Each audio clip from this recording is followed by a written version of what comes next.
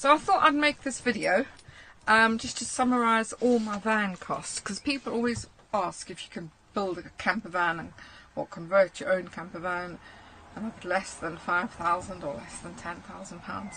So mine might be around, I don't know, maybe it's around £4,000 mark altogether, but I thought I'd do a breakdown of all my costs and you can see exactly what it cost me, as well as the epic MOT fail and all the rust underneath as well. I'll explain all of that. So I bought the camper van on eBay and it cost £2,450. I did have to go from Kent to Yorkshire to collect the camper van, but it was a lot cheaper than buying a van in the southeast. So it's, you know, if you can go to Scotland or the north of England or something, it's a lot cheaper to get a camper van that way. So it was £2,450 and it had 6 months MOT left on it. So what the mistake I made was that I'd seen the MOT certificate, I didn't go back and check the MOT history. I thought, oh yeah, just got a little advisory there, change a tyre, that's all it will need. But actually, when it came to its MOT, after I'd spent like a whole winter faffing around fixing it up, was it failed really badly, right?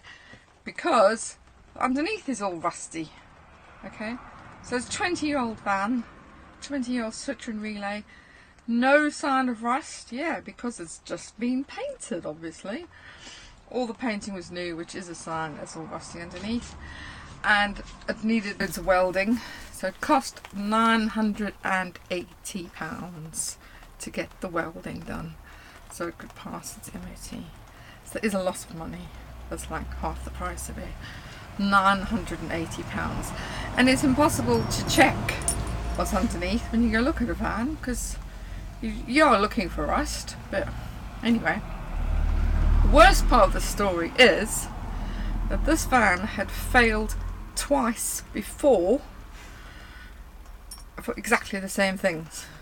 Okay, so you assume if it fails its MOT, someone's going to fix that and then it'll pass its MOT. But this was the third time the van had failed for exactly the same thing, and it's rust on structural points. I mean, it's really important, because the whole thing is going to fall apart when you're driving on the motorway or something. And it had never been fixed. So, you know, it just makes you like mistrust the whole MOT system. So you can go in on some gov.uk website and check the whole MOT history, and if it passes suddenly a week later, obviously it doesn't have loads of welding done. It's just somebody's paid their friend some money and it's suddenly passed its MOT. So it was the third fail on the MOT before the work was actually done. So that's really bad, isn't it? Anyway, insurance, £177 for the year, which is okay. I don't know if road tax is like £20 a month or something like that. And then I tried to do things myself because I'm now retired, so I've got a lot of spare time, and I did manage to do all the cladding and faffing around, painting, buying stuff on eBay. This is in the middle of lockdown, 2020, in that winter. I had nothing else to do. But anyway, yeah, I paid for 11 hours of labour because I don't know how electricity works, and yeah, some other things as well. You can see I've made a couple of videos about how I fixed up the camper van. But I'll go through all the costs and explain the whole thing to you.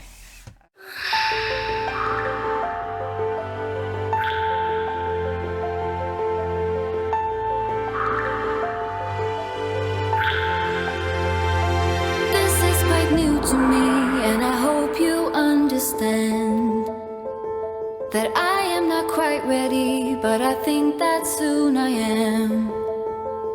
I know I like it, this thing, the way that you amaze me, but I'm scared as hell.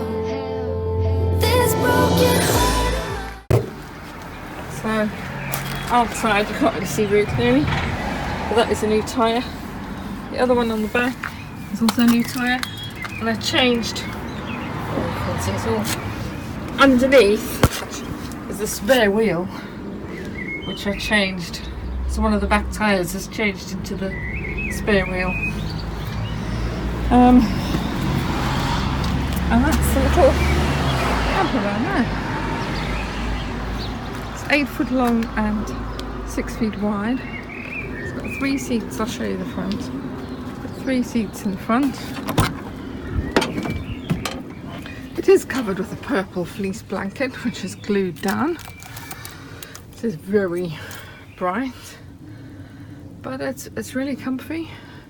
It's got a new CD player. The heating works. It's really cheap to run. Diesel.